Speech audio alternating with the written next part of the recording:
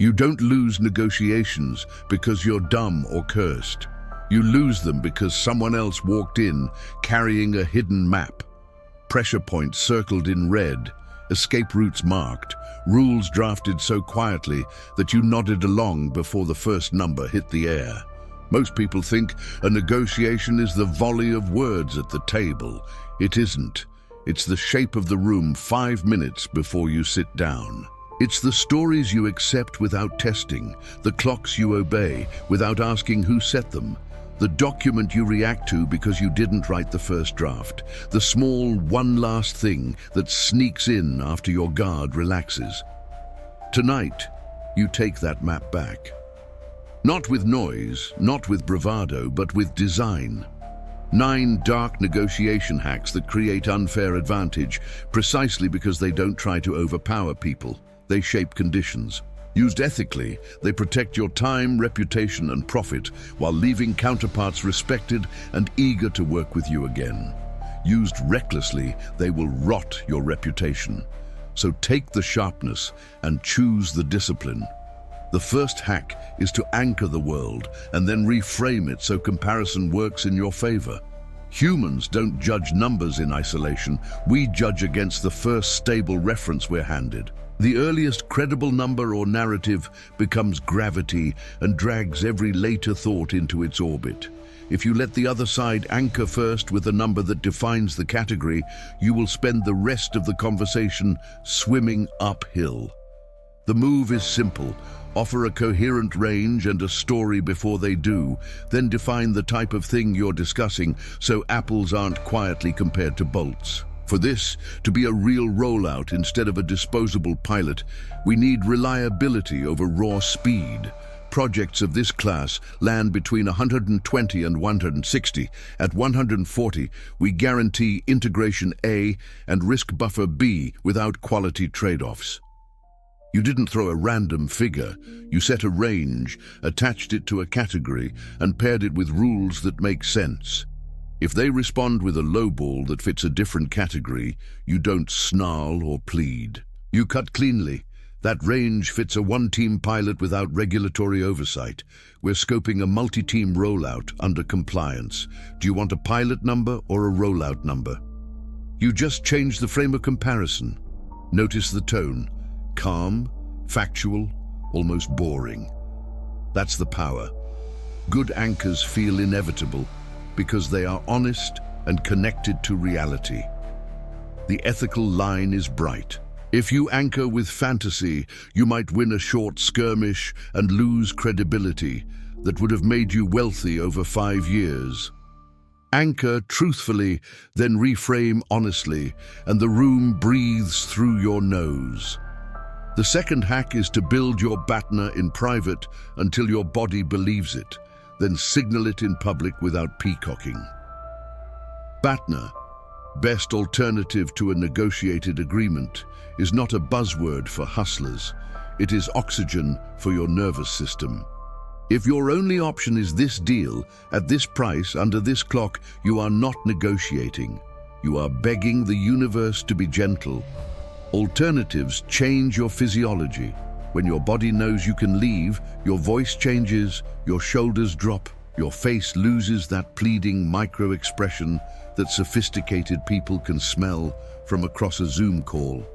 You create alternatives deliberately, a phased plan that buys you time, another vendor or client in the pipeline, internal coverage that throws a bridge over a gap, a later start date that costs you less stress and pays you more precision.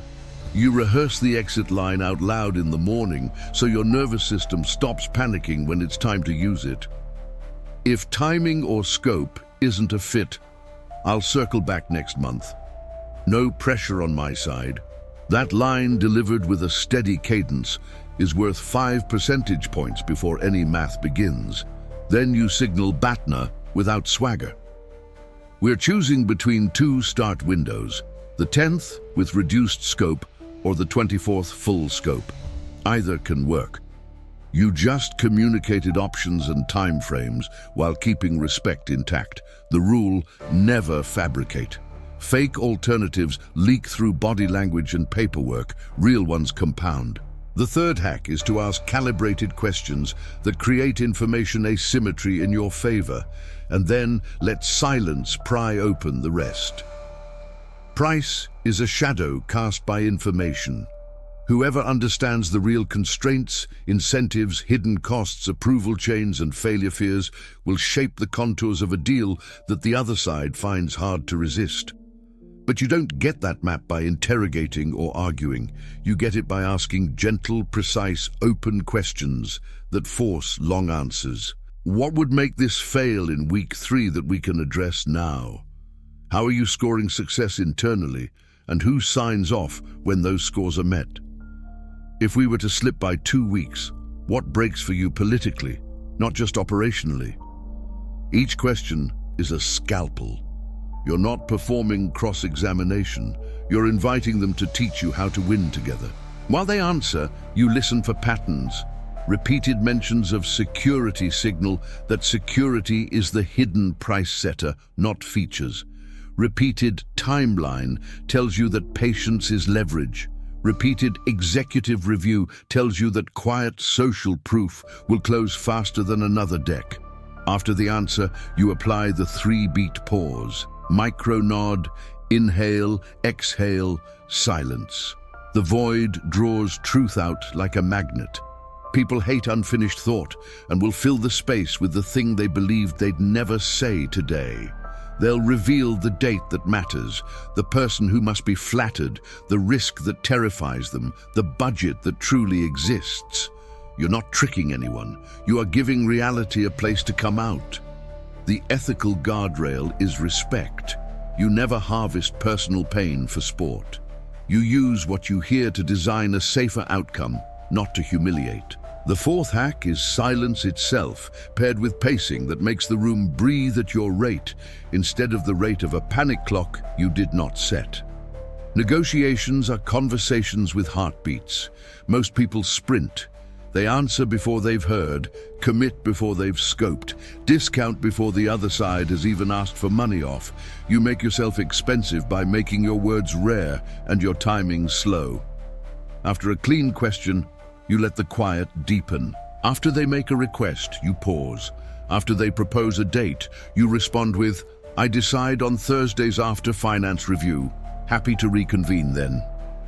That sentence does 3 things at once. It tells them you have a process, it anchors a decision rhythm, and it removes their ability to stampede you with invented urgency. Pacing isn't a show of dominance. It's a hygiene habit that protects you from deals you will regret in the morning. It also protects the other side from your mistakes. When you slow the tempo, the stupid concessions stop. Empires of resentment are built on deals made under a breathless clock. You're building something that should survive Tuesdays. Do not use silence as a public weapon against junior people. Real leaders take heat in private and give clarity in public. You can be surgical without being cruel. The 5th hack is concession patterning. You do not give, you trade. Random generosity is how you teach clever counterparts that squeezing you creates candy. Structured generosity is how you teach professionals that every adjustment has a mirror. Before you sit down, you sketch a ladder of 3 concessions you're willing to make and what they are worth to you in return. The first rung is meaningful and fair, the second is narrower, the third is symbolic. Each rung trades for something concrete: faster payment terms, public case study rights, limited scope creep, longer commitment, access to a secondary stakeholder, clearer data, better scheduling. The dance sounds like this. We can reduce by 5 if the case study is public and 90-day terms are intact. If budget requires more, we can lower by another 3 by removing Module X and moving kickoff to the 24th. You aren't bending, you are rebalancing risk and resource. By the 3rd rung, rational partners understand the game and stop pressing. Irrational ones reveal themselves and save you from a long marriage with a bad fit. What you never do is pretend a concession is costly if it isn't. Once someone glimpses your true cost structure, theater becomes betrayal. Goodwill evaporates faster than a discount memo prints. The sixth hack is the nibble with red line transparency. A late-stage micro-edge you take ethically and a late-stage parasite you block ruthlessly. A nibble is a small, reasonable ask at the very end, precisely when momentum is highest and resistance is lowest. Bad actors nibble by sneaking in free premium features or last-minute price cuts. Professionals nibble to remove friction or de-risk handoffs. Let's add a 30-minute weekly stand-up for the first 4 weeks so we can catch issues at the seams. That's a nibble that saves both sides money and pain. It's tiny, defensible, and proportionate. On defense, you kill predatory nibbles with daylight. You insist on a single living document with red lines tracked, changes labeled, and timestamps visible. You encourage inline comments. You summarize each change in plain language at the top. When one last thing appears the night before signature, you say, "Happy to add, let's log it as a scope addendum at the same per-unit rate we agreed." You did not fight. You moved the request out of the fog and into the system that charges reality. If they rage, you just dodged a bullet. If they agree, you saved a relationship. You do not nibble people who already gave max effort or who lack the agency to say yes. Short-term cleverness that humiliates a powerless counterpart turns into long-term radio silence from people who talk to each other. The seventh hack is contingent agreements that turn fear into math. Deals die in fog because each side believes a different future. You cut the fog with if-then. If we deliver metric A by day 30, fee adjusts to X. If dependency B slips, timeline auto-extends 2 weeks without penalty. Now you're not arguing about ghosts. You're pricing uncertainty. Many executives will say yes to a higher price with a clean contingency because certainty has a tax they gladly pay when the board is watching. Others will choose a learning lane, a discovery sprint at a lower fee with flexible timing. Offer both explicitly. Path 1, fixed scope, guaranteed slots, higher fee. Path 2, learning sprint, lower fee, flexible timing. You allowed them to select the future they actually believe in while protecting yourself from being blamed for someone else's fantasy. Never booby-trap contingencies so you profit from failure. Align incentives. You want the world where the thing works and everyone sleeps. The eighth hack is deadline judo. You flip clocks, so invented urgency loses power and real urgency pays a premium you can staff for. Most deadlines are theater. Someone somewhere says, "End of day," and an entire org panics because no one asked 2 questions. Who made this clock and what exactly breaks if it slips? Your tone here matters. You are not calling them liars. You're testing reality kindly. If we pushed from the 5th to the 15th, what breaks on your side? Often the answer is nothing beyond a habit of rushing that makes people feel important. When something real will break, a regulatory cutoff, a seasonal launch, a budget reset, you don't scoff. You sell the thing that constraint requires. Reliability, after-hours coverage, senior staffing, war room rhythm. Urgency becomes a premium service that exists in the real world and has a price because it has a cost.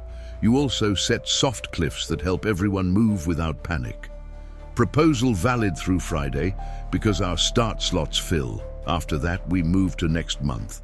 That is not a threat, it's operations. Never fabricate only today drama. Panic is the tax of the unprepared. Calm is the interest of the disciplined. The 9th hack is paper power.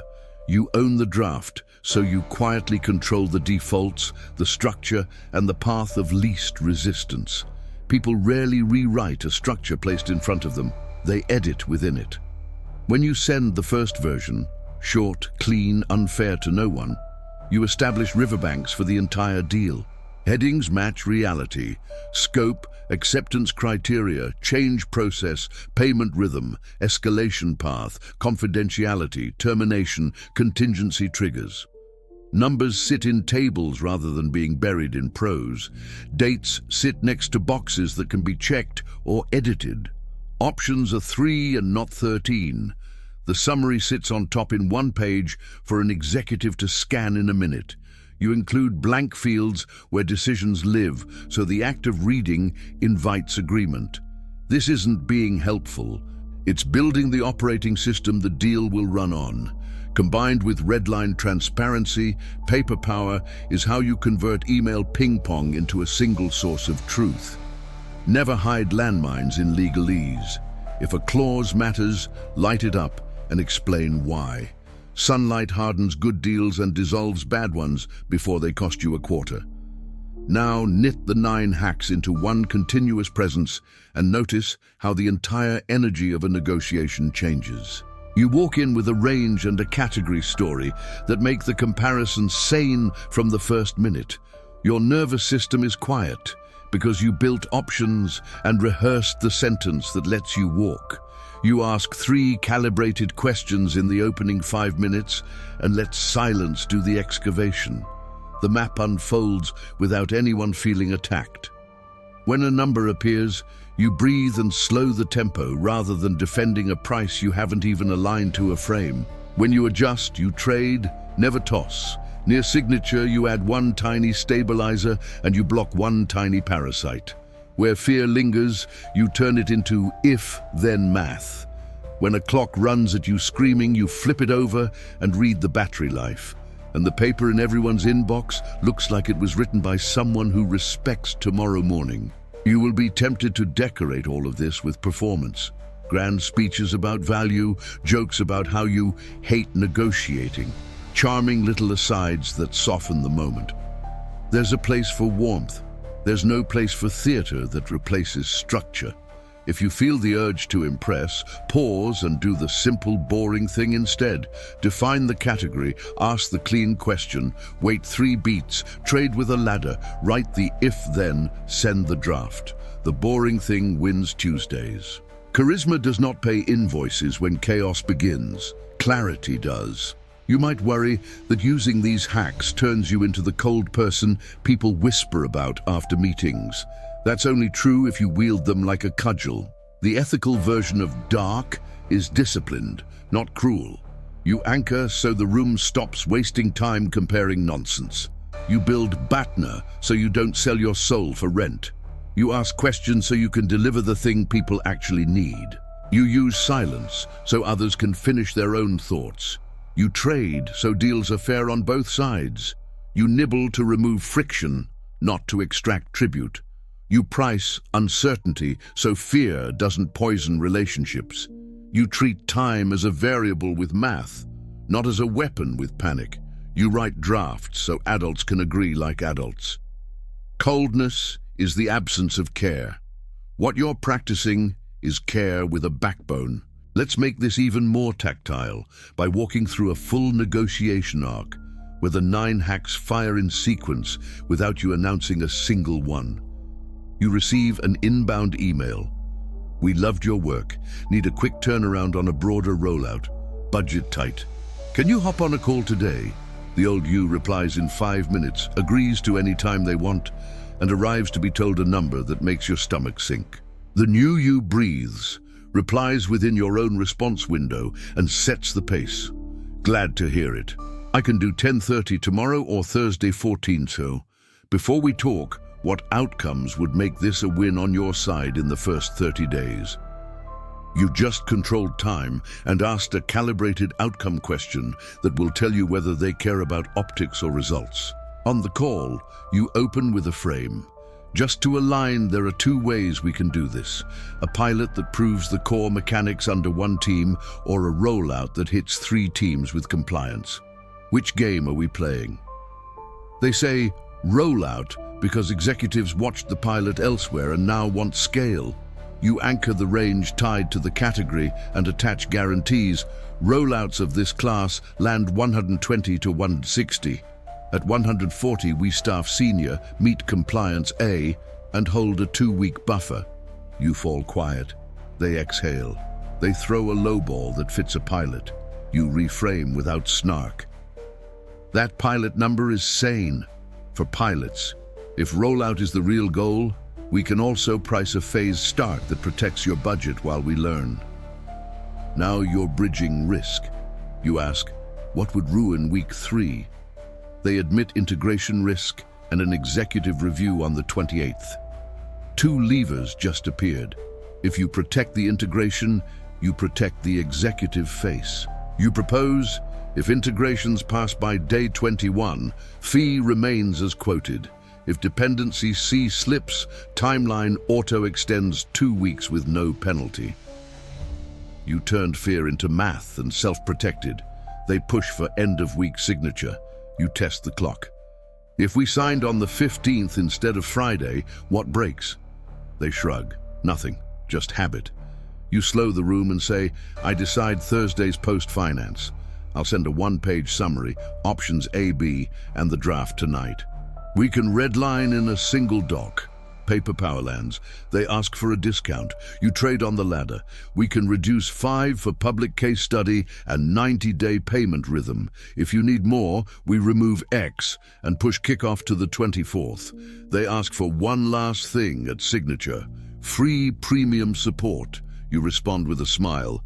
Let's log it as an addendum at the same per-unit rate. They nod because the light is bright and the rules are consistent. At the end, you nibble ethically. First month, 30-minute weekly stand-up to catch seams early. Both teams sleep better. The deal closes. And it survives week 3 because you built it to. You won't nail this choreography your first, second, or 10th time. You will over-anchor, under-anchor, ask a question that sounds like an accusation, hold silence too long, and make the moment awkward. Trade a concession you didn't need to, forget to nibble and eat an avoidable headache, write contingencies that are too complex, challenge a deadline that turned out to be real, or send a draft that was 15% too loyally. Good. These are bruises you earn learning a craft that will pay you for decades. Adjust the sentence, tighten the beats, shorten the draft. Make the contingency readable by a tired executive at 11 p.m. Learn which deadlines in your domain are real by asking 36 times. Your nervous system will become unstartled. Your calendar will stop being a fire pit. Your close rate will rise because you stopped negotiating against ghosts. At some point, someone will accuse you of being manipulative. It will usually be a person who benefited from your previous lack of structure. Smile. The room feels different because gravity is different. You stopped giving away Tuesdays. You stopped letting clocks shout at you. You stopped apologizing for needing a document that tells adults where the guardrails live. When you carry yourself like a steward of time and risk, the people who love chaos will complain. Let them. You are not building for their entertainment. You are building for the future you promised. If you want a simple way to embed all 9 hacks into your reflexes over the next 7 weeks, here's the rhythm without any bullet list. Just actions to narrate to yourself every morning. Define the category in one breath before you discuss numbers. Speak your exit line out loud until your shoulders drop. In your first 5 minutes with anyone, ask what would ruin week 3 and who signs off when success lands. After their answer, count silently to 3. When you move a number, move a condition with it and do it gently, like you're balancing a scale, because you are. Near signature, add one small habit that reduces risk and politely charge for any last-minute wait that wasn't in the truck a minute ago. When clocks arrive panting, ask who set them and what breaks if they slip. Pay for real urgency with real money and ignore counterfeit speed. Send the first document. Make it so clean that people thank you for giving them something they can say yes to without dragging a lawyer through 3 Saturdays. Repeat until boredom turns into instinct. This is where unfair advantage stops being a fantasy and becomes architecture. You are not louder, you are clearer. You are not meaner, you are steadier. You are not tricking anyone. You are saving everyone from a negotiation that hurts them 2 months from now. People will remember that. They will tell stories about the time it just felt easy to get to yes and forget why. The why is that you anchored reality, protected your nervous system, asked questions that mattered, used silence that revealed, traded with a spine, trimmed parasites at the edges, priced uncertainty like an adult, taught clocks to behave, and wrote paper that respected daylight. If this resonated, if you felt a little anger at how many times you've been stampeded by someone else's calendar or tricked by someone else's draft, make one small public promise to yourself so your body remembers tomorrow morning. Write, "I play for leverage." Not for me, for you. Say it before your next call. Say it when a quick favor email tries to rent your weekend. Say it when your thumb hovers over an apology you don't owe. Anchor clean, breathe slow, ask the question, count to 3. Trade, don't give. Add the small ritual that keeps seams from tearing. Write the if-then clause that prevents the blame you're sick of feeling. Move the meeting to your breathing rate. Send the draft that tells adults where the light switches are, and then subscribe to mastery, not a channel. Keep coming back to the practice. Fewer words, clearer frames, slower beats, kinder documents. Share this with one person who always seems to negotiate against ghosts and walks away feeling haunted. The next lesson is reading tells without being readable yourself.